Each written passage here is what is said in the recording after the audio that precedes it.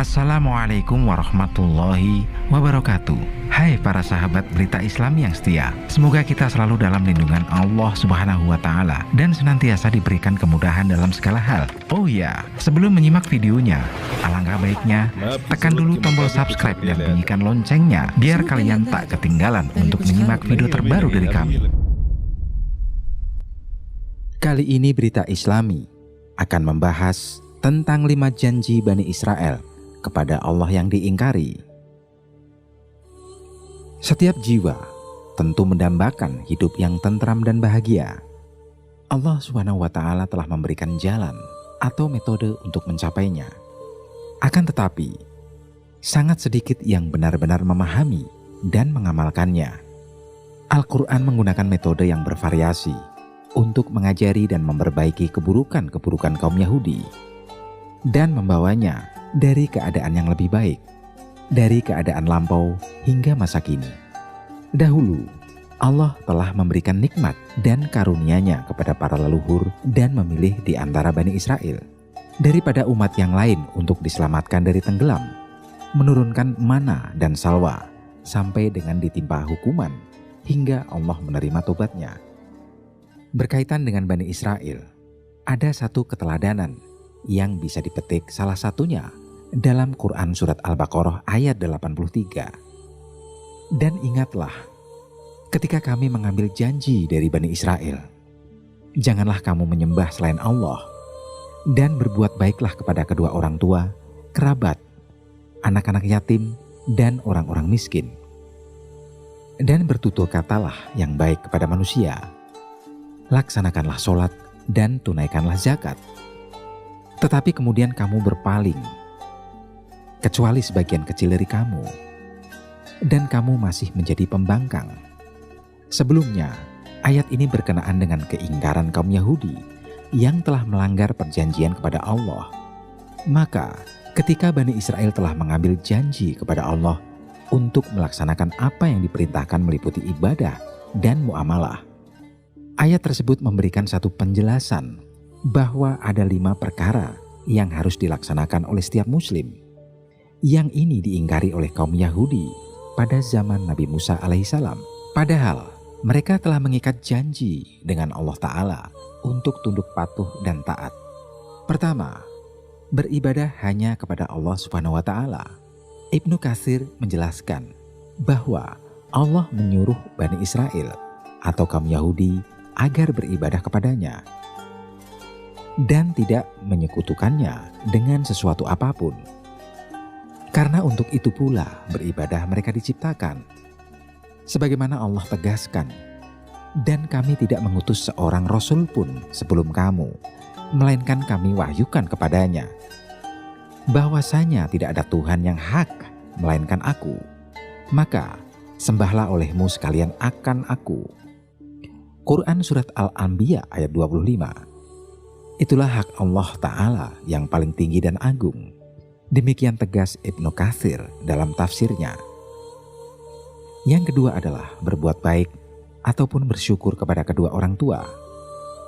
Setelah perintah mentauhidkannya, Allah Subhanahu wa Ta'ala memerintahkan untuk berbuat baik kepada kedua orang tua. Perintah ini sangat penting, sampai-sampai Allah memadukan antara haknya dan hak kedua orang tua. Bersyukurlah kepadaku dan kepada kedua orang tuamu, hanya kepadaku kamu kembali. Quran Surat Luqman ayat 14. Oleh karena itu, mari perhatikan dengan sungguh-sungguh bagaimanakah akhlak kita kepada orang tua. Setelah itu, mari perhatikan rangkaian perintah setelah memuliakan kedua orang tua, yakni memuliakan kaum kerabat dan mengasihi anak-anak yatim. Ibnu Katsir menjelaskan definisi anak yatim ini, yaitu anak-anak yang masih kecil dan tidak memiliki orang tua lagi yang memberikan nafkah kepada mereka. Kemudian orang miskin, yaitu orang-orang yang tidak mampu menafkahi diri sendiri dan keluarganya. Dengan kata lain, siapa tidak peduli terhadap anak yatim dan orang miskin, maka sungguh ia telah mengikuti langkah kaum Yahudi yang mengingkari janjinya kepada Allah Subhanahu wa Ta'ala. Na'udzubillah. Ketiga, berkata baik firman-Nya, dan ucapkanlah kata-kata yang baik kepada manusia. Memiliki arti, ucapkanlah kepada mereka ucapan yang baik dan sikap yang lembut. Termasuk dalam hal itu adalah amar ma'ruf nahi mungkar. Demikian ungkap Ibnu Katsir dalam tafsirnya. Terkait hal ini, Rasulullah bersabda, "Janganlah sekali-kali menyepelekan kebaikan sekecil apapun. Jika engkau tidak menemukannya, maka dengan cara temuilah saudaramu dengan wajah yang ceria." HR Imam Ahmad, Muslim, dan Tirmizi.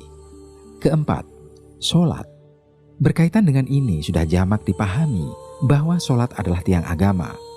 Rasulullah pernah ditanya seorang sahabat, "Ya Rasulullah, perbuatan apakah yang paling utama?"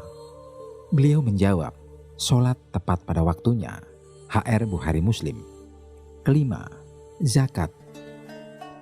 Bani Israel atau kaum Yahudi pun sudah diperintahkan untuk menunaikan zakat. Dan zakat di dalam Islam akan memberikan dampak yang luar biasa bagi diri dan sesama.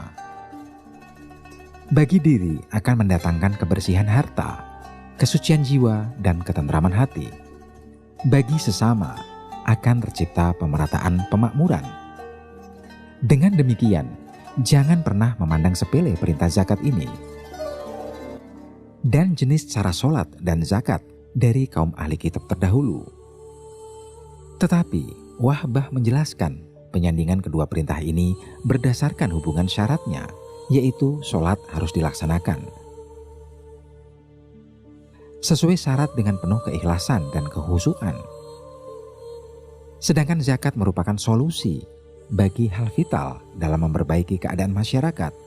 Maka zakat dilaksanakan dengan penuh ketaatan dan keikhlasan. Akan tetapi, kelima hal ini diingkari oleh Yahudi, meski mereka telah berjanji kepada Allah Subhanahu wa Ta'ala untuk melaksanakannya. Dan hanya sedikit sekali dari mereka yang istiqomah. Adalah pantas jika mereka dikutuk oleh Allah Subhanahu wa Ta'ala dan menjadi kelompok yang sesat, yang selamanya membenci ajaran Allah dan Rasul-Nya beserta umat Islam.